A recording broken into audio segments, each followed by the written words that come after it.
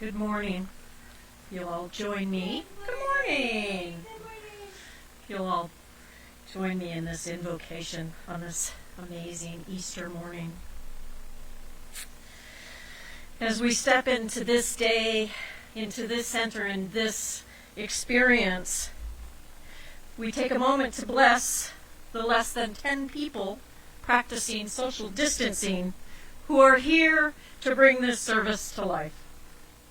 We bless the camera and the sound people, the music, today's message, our parking lot fairies.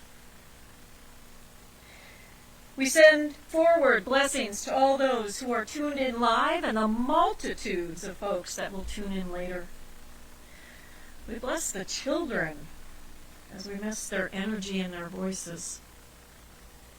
And last but not least, we bless the technology that proves that we are all connected and that we are all one.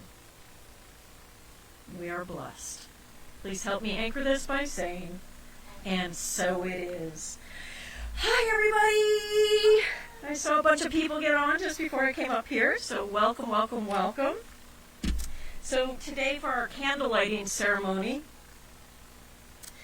I'm going to light the first candle, and I invite you, in your home, you're here, to think about the people who are currently battling this virus. And perhaps you know somebody who's actually passed from the virus. Feel free in the comfort of your own home or here to say those names out loud as we gather them in our heart this morning.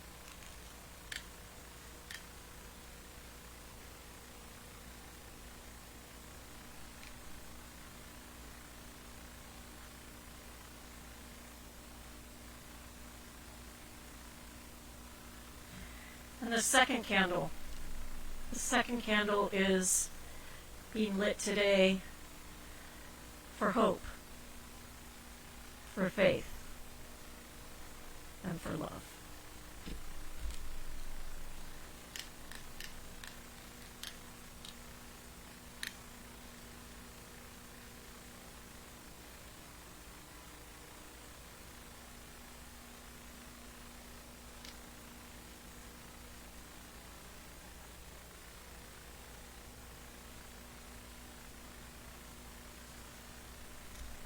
And don't ever forget that you are the light. So, purpose statement today. We don't have our slide, but I pretty much think that we all know it by heart. So please, please, please, from your home, say this with us. So our purpose, our reason for being, is that we awaken and inspire love and oneness. Now, what's our vision? What is it that we want to create or become? We are an empowered, uplifting, inclusive community. And our mission, how are we going to do this? We teach spiritual transformation with grace and joy. I did. I heard Judy Wolf. I could hear her. Our sacred reading today actually comes from Science of Mind magazine, but this was actually written in 2004.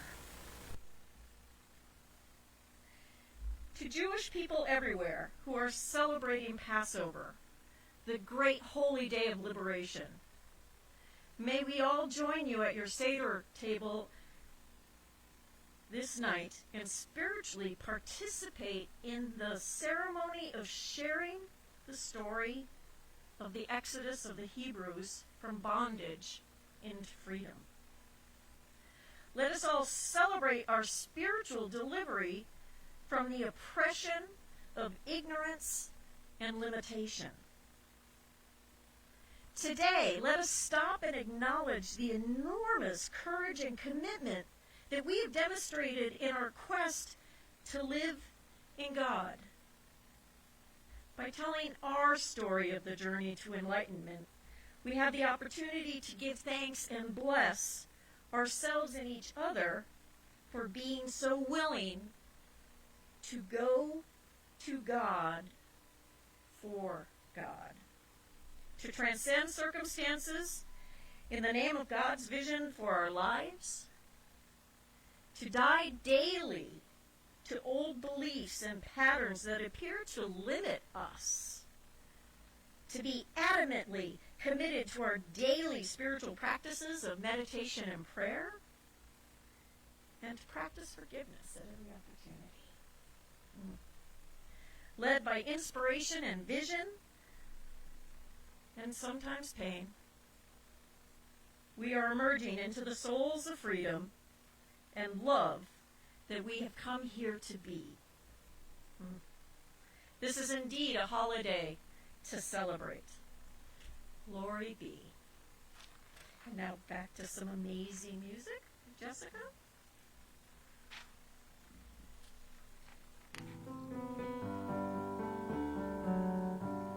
When everything changes, I can change anything. Turning the pages, everything's new. If life's little stages are teaching me anything, it's everything changes, and I can change too. Used to be when things got crazy, I'd get to feeling low, but I found that I can't let that phase me. Honey, now I know.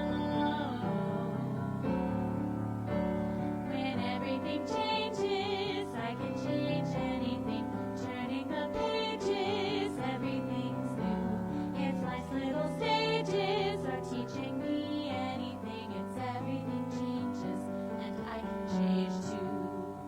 Who expects the unexpected? Life sneaking up on you. And sometimes we all feel disconnected. What you gonna do? When everything changes, I can change anything. Turning the pages, everything's new. If life's little stages are teaching me anything, everything changes, and I can change too. Who's to say why it works this way? Well, it's kind of strange, but it's true. When everything changes, I can change anything. Turning the pages, everything's new. If life's little stages are teaching me anything, it's everything changes, and I can change too. Everything changes, and I can change anything. Turning the pages, everything's new. If life's little stages are teaching me anything, it's everything changes, and I can change too. Everything changes, and I can change too. Everything changes, and I can change too.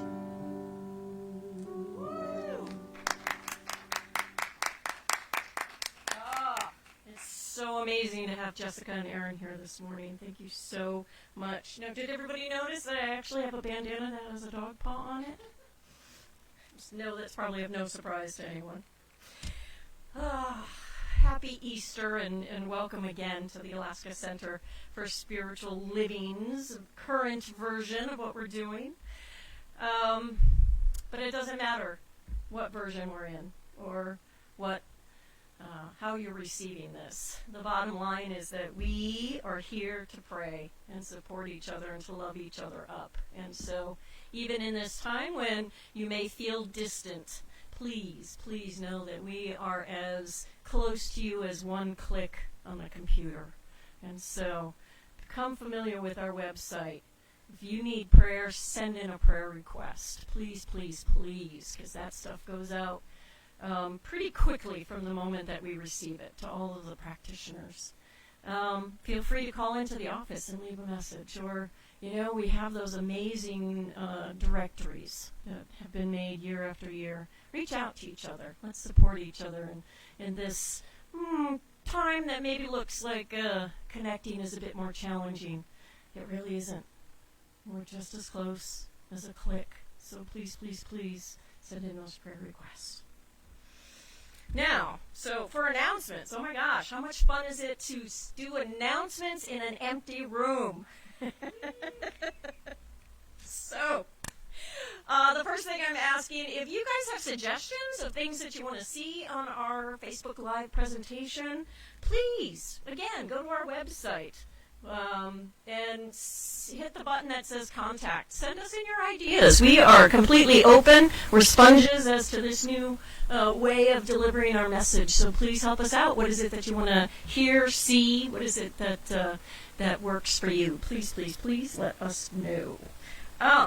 So, now the really big announcement is that we have the board election happening, and it's happening currently as I stand here.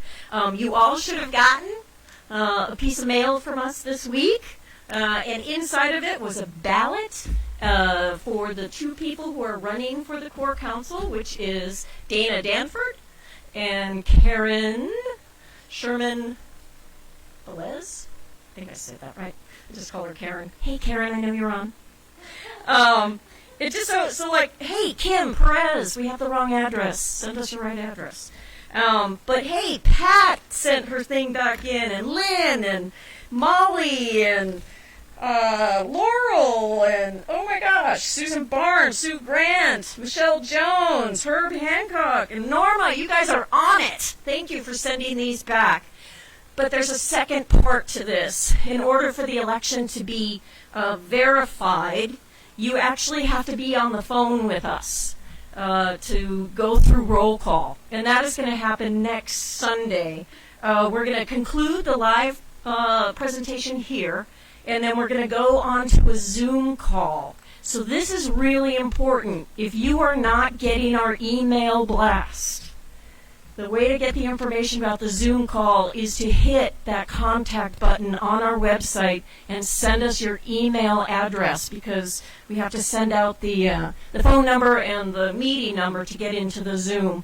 Now, you don't have to be on the video part of Zoom, so if you're worried about that, please just call into the office if you have any questions. What we're going to do is we're going to go right into a roll call, and if you have sent in your ballot and you're on the phone, then you get to be counted. So please, please, please help us get this election taken care of in this new and magical way in the era of technology. Any questions, please call the office. Hey, did you guys know that we're on the radio? Oh my God, 88.9. So isn't this crazy? We've had this technology all along, but now we're actually kind of using it. So the fun part about it is we're on the radio. Isn't that great? That's exciting. But the second part of it is that our bandwidth actually goes from Dino's Donuts over to the muffler shop. So you kind of got to be in the parking lot. And if you were in the parking lot this morning, hello, we have parking lot people out there. Claire and Wayne are out there making sure that everybody gets to tune in to the right channel and hear us. So if you're sick of sitting at home in your pajamas next Sunday, get dressed. Come to the parking lot. Join us. I think that's kind of like a fun and joyous way, and you can sing along and get to wave to all your friends. And please come join us that way. I don't think too many churches have their own football field parking lot of radio stations, so let's make it a happening thing. I think that's it for suggestions. Is there anything else left on? Nope. Well, then, once again, it's so amazing. It's so amazing to have live music, to have Aaron and Jessica here. So let's give it back to Jessica.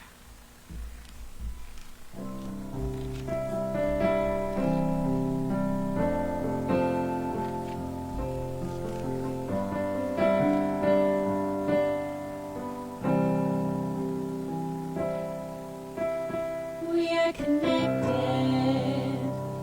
by the heart. Where do you end? Where do I start? Anything you pray for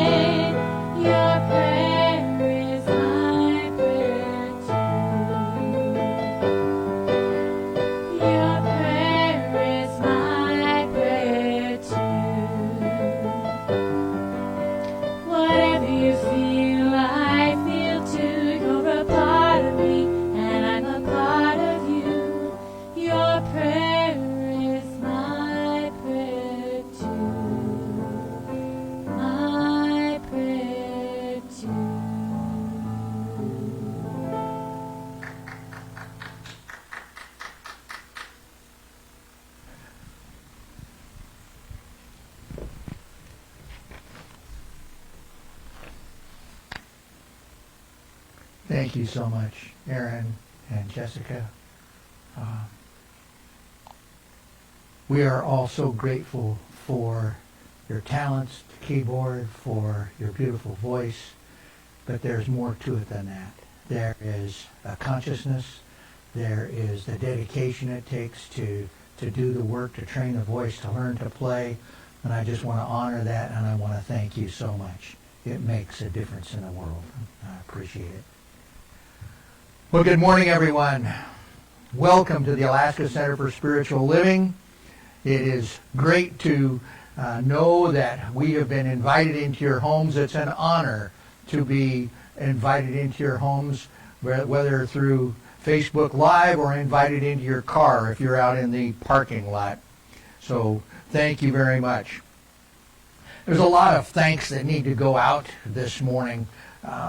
There are, 2, 4, 5, 7, 8 of us here in the flesh today, and thank all of you for doing that, bringing the technology and allowing us to do this way, and also to Wayne and Claire out in the parking lot.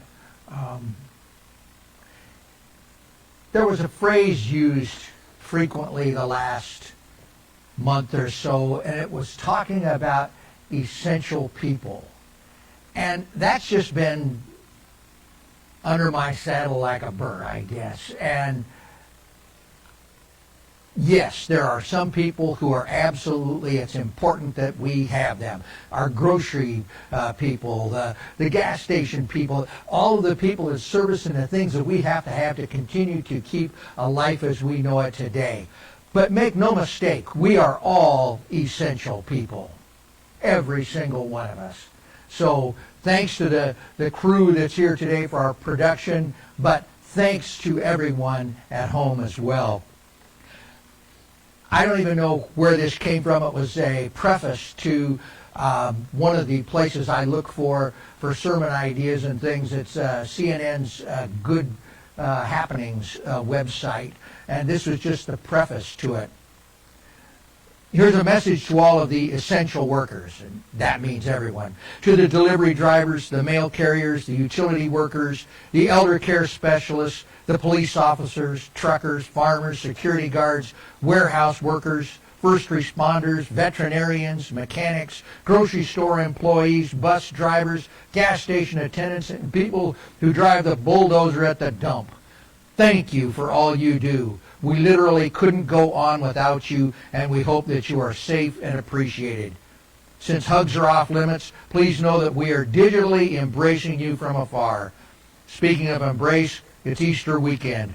Whether you observe or not, the time of year is usually ripe for togetherness and new beginnings. Let's all try to find a little of both, even if it's just over Facebook Live.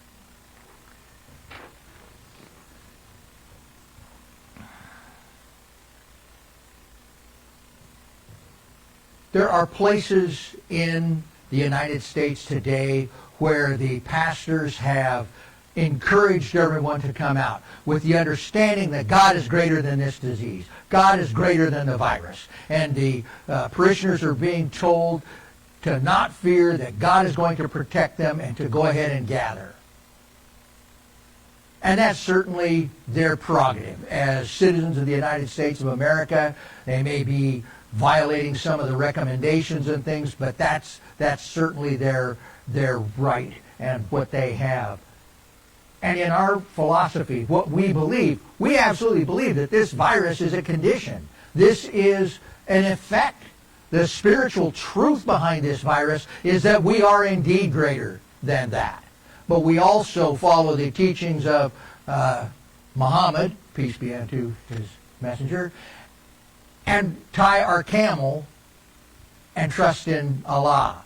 And what that means is that we follow the guidelines and we do the things. And this morning I opened my paper, and actually my news feed on my phone, and I looked down, and this was from Bishop Michael Curry, who's the head of the Episcopal Church. And he says, "To love your neighbor is to love God. And none of the most loving things that we can do this Sunday is to not gather in a public assembly so that nobody else gets sick. It is an act of worship." So for those of us that are practicing a distance relationship, well, we are at that, well, we must be 12, 14 feet apart. Thank you for doing that. Thank you for tying your camel while trusting in God and knowing the spiritual truth. Today I'm going to talk about the Easter story. Happy Easter to everyone, whether we're connected physically or not. We are all one, and we know that. And so I wish everyone a happy Easter. So I'm going to talk a little bit about the Easter story, and then I'm going to talk about what's underneath it. What is the meaning of this story? The Cliff Notes version of the Easter story is very simply that on Palm Sunday, a week ago today, Jesus entered Jerusalem. He was greeted by throngs of people who adored him, who recognized the miracles that he had performed, and they greeted him warmly, and he proceeded through the next week to perform more miracles, to teach many of the same things that we are teaching today. Jesus did that for the following week on Maundy Thursday, the night of the Last Supper. Jesus was betrayed by people who absolutely loved him. And on Friday, he was crucified and died. And on Sunday, he was resurrected. And that Sunday being today, Easter Sunday. So we celebrate the resurrection of Jesus of Nazareth. But this story of the resurrection was not the first incident, as reported through history, of a Savior or a Messiah being killed, crucified, and being resurrected. The first incident that I found of that was in Tullus of Egypt in 1700 BC.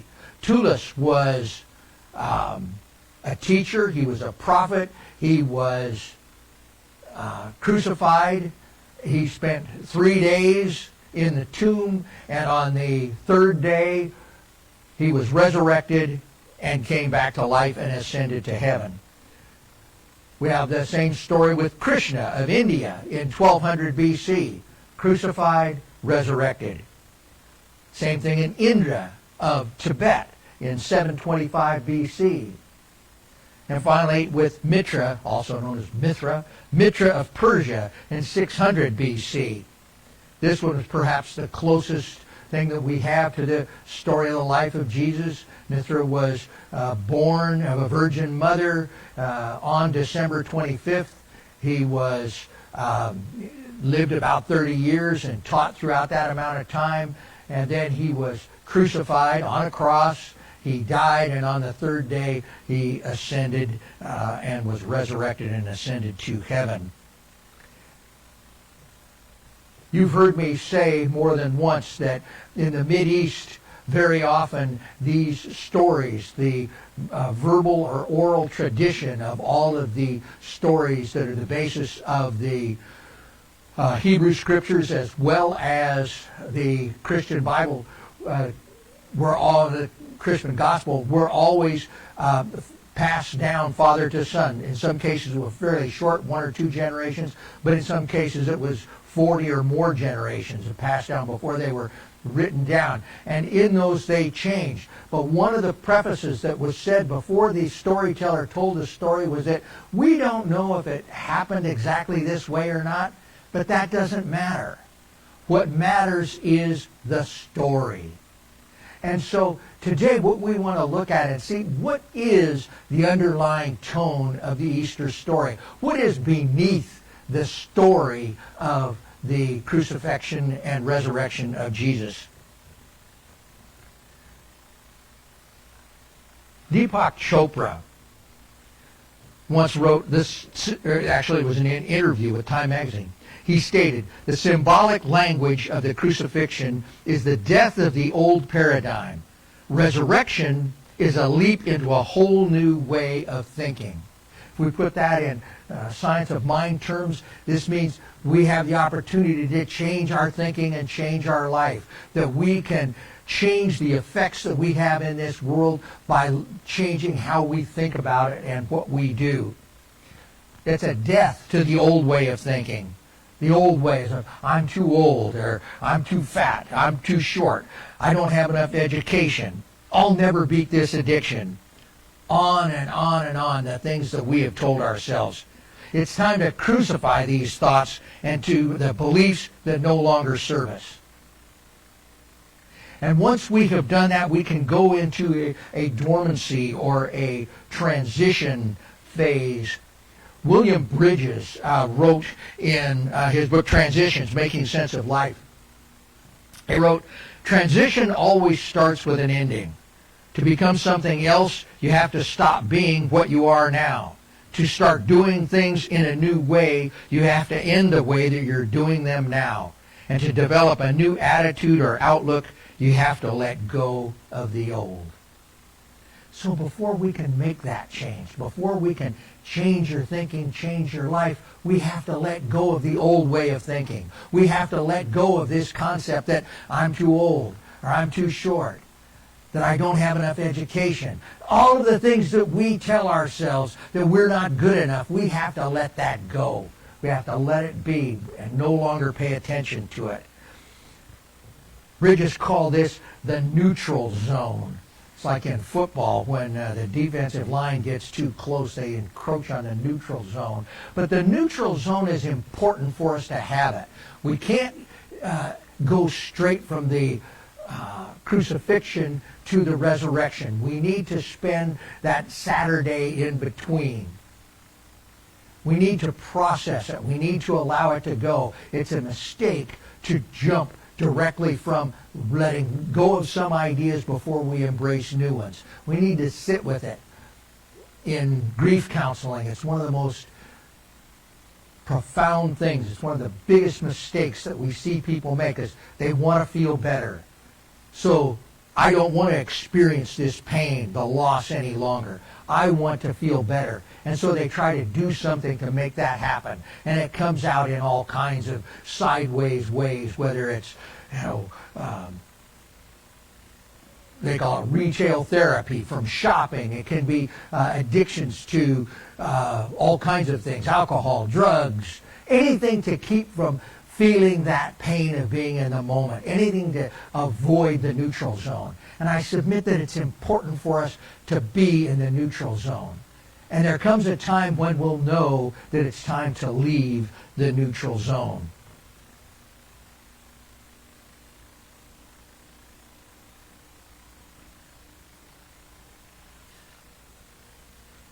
And when that time comes, we are prepared to let that go. At a certain point, we'll become all aware of the need to break open to the new. Our intuition will tell us that we have learned all we need to learn from the loss, and that our time in the neutral zone can end. Life circumstances will point us new doors and new opportunities that are emerging for us. When we know that it is time and we are ready, we must allow the newness to emerge. And that's that Aeneas Nin quote. And the day came when the pain was too great to stay in the bud. We finally allowed it to bloom. We can get to that place where we can say, yes, I can beat this addiction. My lucky break is happening now. My health is restored. Ernest Holmes wrote, the Spirit that raised Jesus dwells in all. The Spirit quickens our mortal bodies when we let it. Here is a lesson in mental and spiritual healing. As the truth dawns upon the subjective state of our thought, it stimulates it into newness of action. Everything works from within out. So behind this story of the Easter story of Jesus, we come to this thing that we teach in this philosophy, and that is that we can let go of the old ways. We can crucify negative thinking. And we can sit with the pain. We can sit in that neutral zone for a while, and then we can form new thoughts. We can form new ways of being. We can beat the addiction. We can do this.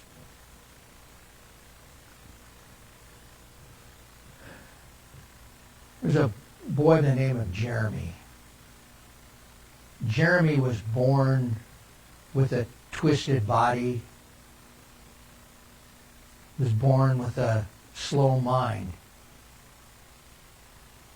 He had a chronic terminal disease, and he lived all 12 of his years just one step ahead of death. And even though he was 12 years old, he was in the second grade of Miss Miller's second grade Sunday school class. And he was a problem in the class. He'd often make grunts and other noises. Sometimes he'd just sit and drool.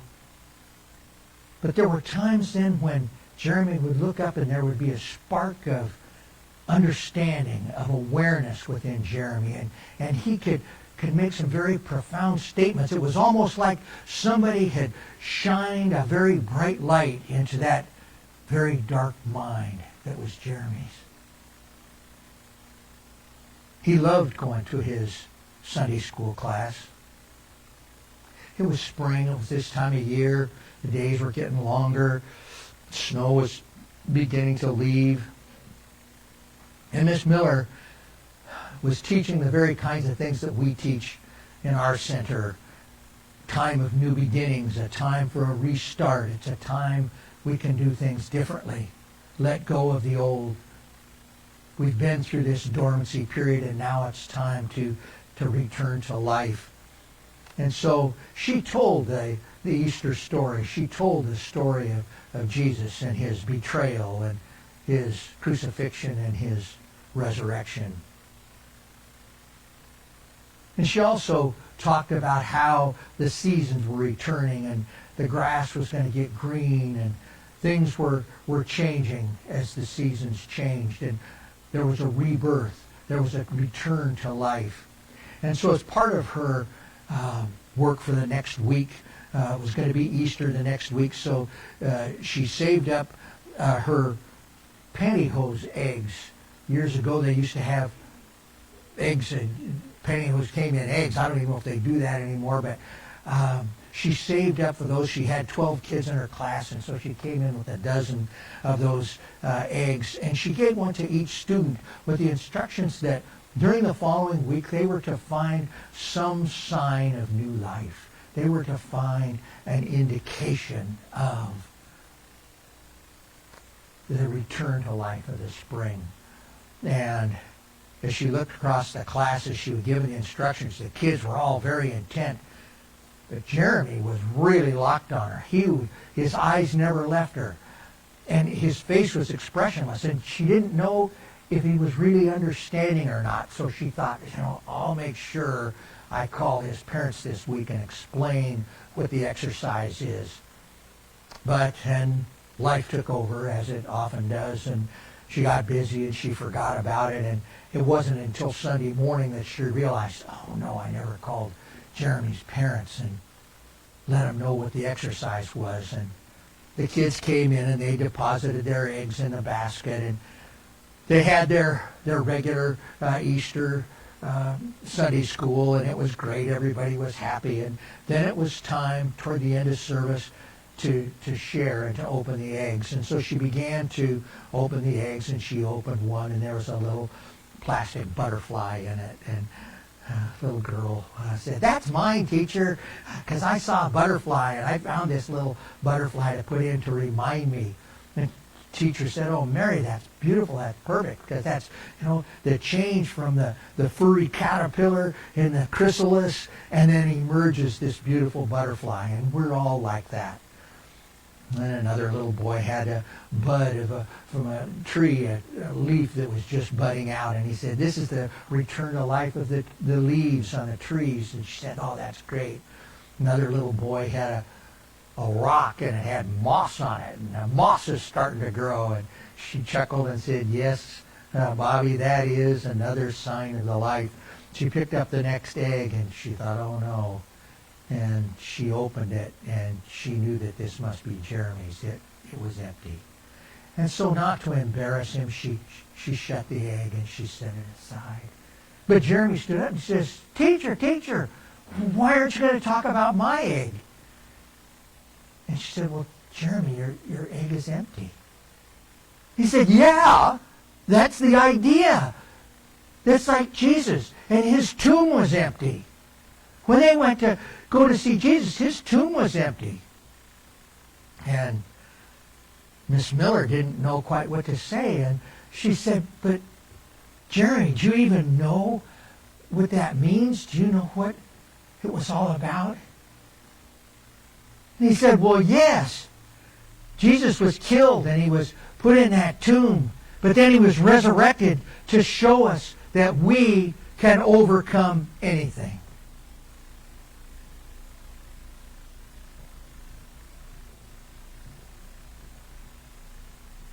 Jeremy passed away about 3 months later. And at the memorial for Jeremy, the people that went to pay their last respects to little Jeremy were surprised and they didn't understand. But there on the casket were 12 pantyhose eggs, all empty.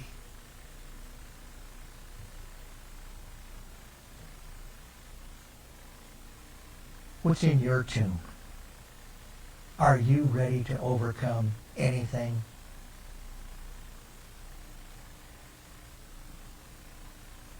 My conclusion today, the thing I want you to take away. Today, Easter, is the perfect day to call us to examine our lives. Are we in the midst of something that is dying?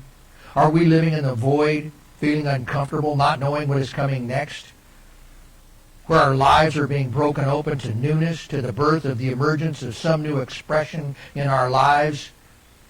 May we see the value in each step of the process and be open to claiming the highest expression of our lives. And so it is with the awareness of that potential that is within each and every one of us. Awareness of the potential of greatness that is within each and every one of us. I ask my colleagues, the practitioners, wherever you are, to join me in holding our congregation in love and light, and simply recognizing that that infinite presence is always with us. It always has been, it always will be. That infinite presence is there to support us, to guide us, to make the crooked road straight, to provide a gentle rain for our fields, to help us in every way. We know that we are greater than the circumstances of our lives. We know that we are greater than the effects of our lives. We are greater than the addiction. We are greater than poverty. We are greater than separation. Separation from one another and separation from God. Even though we may feel separated, we can never be separated from God, because each and every one of us are expressions of the Most High.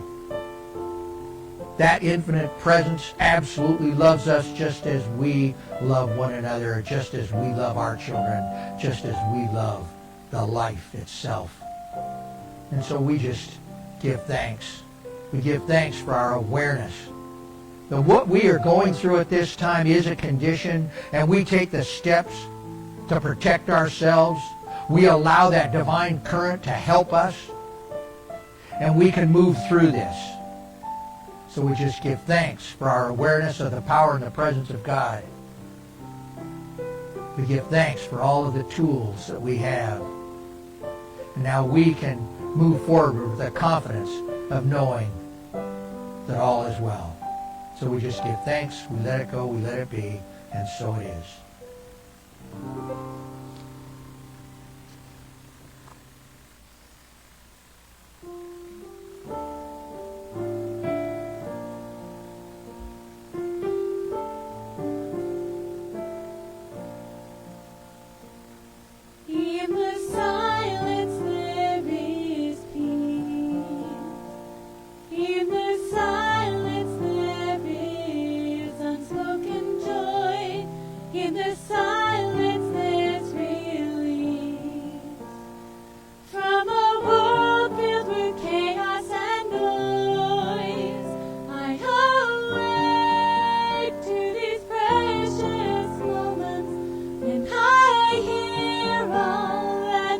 could never be said, and right here in this holy silence I find God, I find myself.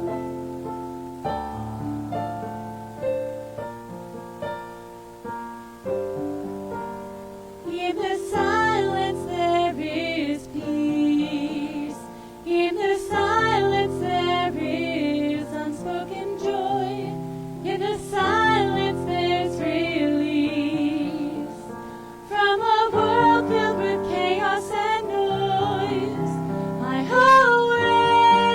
awake to these precious moments, and I hear all that could never be said.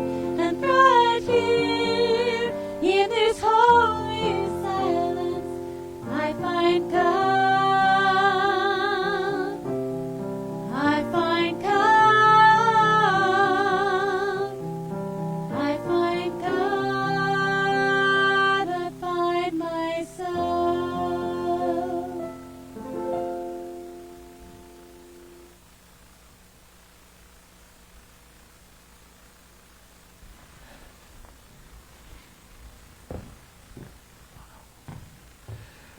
This is the time in our service where we are afforded the opportunity to participate in the law of circulation.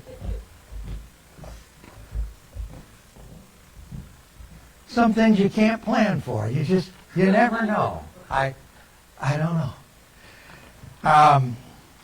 We do have, I don't know if we're having a collection going out in the parking lot ferries or not, but the parking lot group. But I do want to bring up that since we can't come together, you do have an opportunity to stay connected, to support us financially by going to the website, CSLalaska.org, and the button is a little bit bigger that says support us.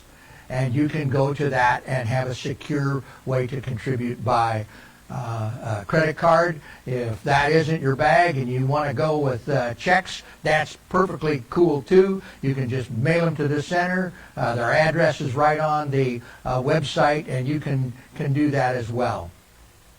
You can send in a check.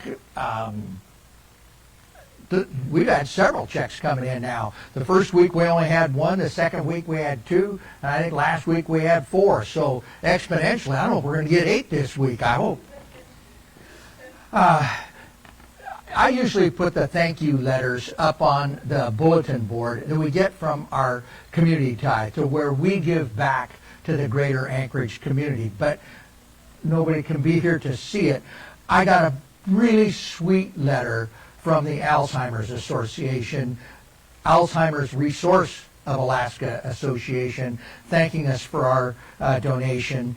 You are helping make this happen, and all of your contribution stays right here, making a difference in Alaska's communities.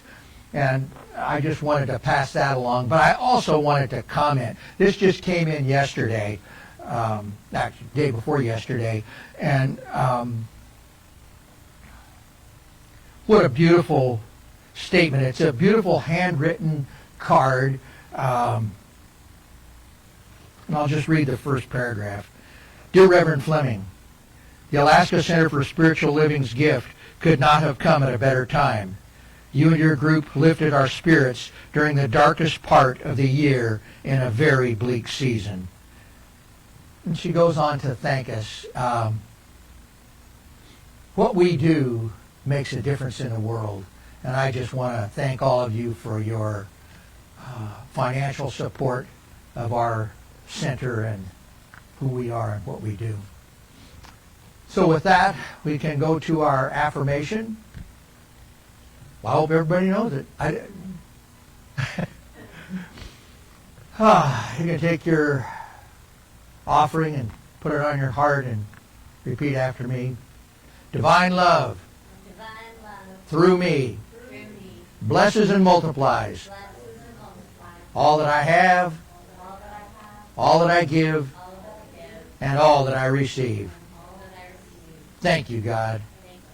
And so it is.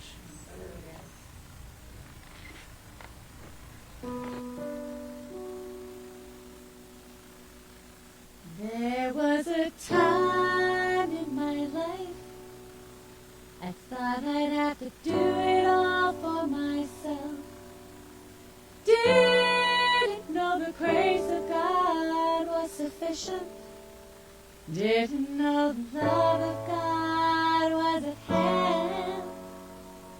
But now I can see if you are discouraged, struggling just to make it through another day. You've got to let it go, let it all go. And this is what you have to say. I release and I let go. I let the Spirit run my life, and my heart is open wide. Yes, I'm only here for God. No more struggle, no more strife. With my faith I see the light. I am free in the Spirit.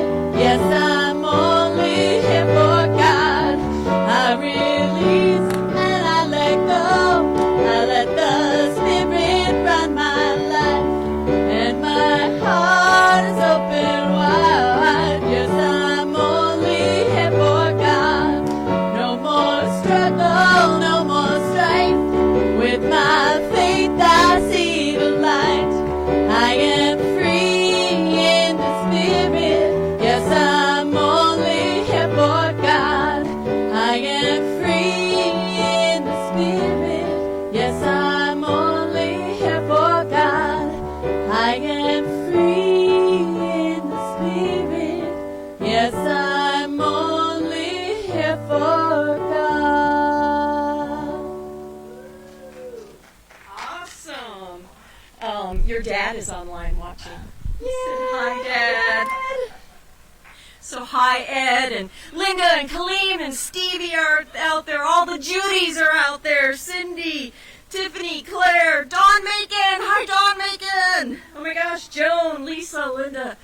It feels so nice that you guys are here with us. So I invite you, as we close this out, to stand, to put some energy in your body. And I just want to say that as I was, a lot of you know that I take notes during the sermon to do the benediction with. So I wrote down, tie up God and let loose your camel. I'm not sure I got that right. So I'm not going to use that today. And then Midnight wanted to say hi because, some things never change. So, let go of all the old ways that aren't working. Hang out in the neutral zone and then step out into a new way of thinking. Change the effects because you can. Allow the newness to bloom, because no matter what you may have in your egg, maybe a butterfly, maybe moss, or if it appears empty, because it is filled with faith. We are all essential and can overcome everything. Help me anchor this by saying loudly, and so it is. And let's finish out, stand up and dance.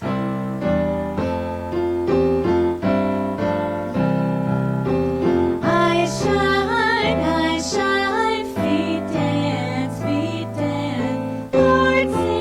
heart sing, when given a chance, spirit loves to dance, spirit loves to dance, spirit loves to dance, spirit loves to dance, spirit loves to dance, spirit loves to dance, spirit loves to dance, spirit loves to dance. Our affirmation today, I am open to great changes in my life. I am open to great changes in my life. I am the highest expression of who I can be. I am the highest expression of who I can be. I claim my greatness now. I claim my greatness now. And so it is.